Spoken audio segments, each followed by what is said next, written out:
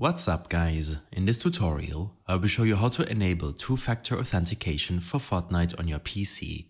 This should be quite an easy tutorial. For more information, click on the first link in the description below.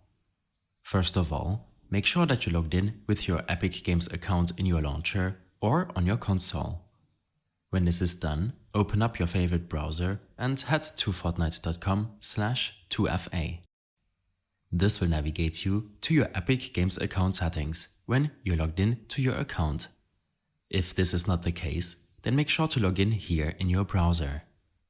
In the Password and Security section, scroll down and under Two-Factor Authentication, you have the option to enable 2FA using a third-party authenticator app, the old-school SMS option, or even via email. Make sure to choose an option where only you have access to and which is easily accessible. In my case, that would be the email authentication option. After enabling the options, a security code will be sent to you via email or SMS. For the Authenticator app, make sure to download the app on your mobile device and connect it to your Epic Games account. After entering the security code, the authentication method will be enabled and your Fortnite account will be much more secure. You also have the option to enable 2 or all 3 authentication methods, but make sure to select your primary 2FA method.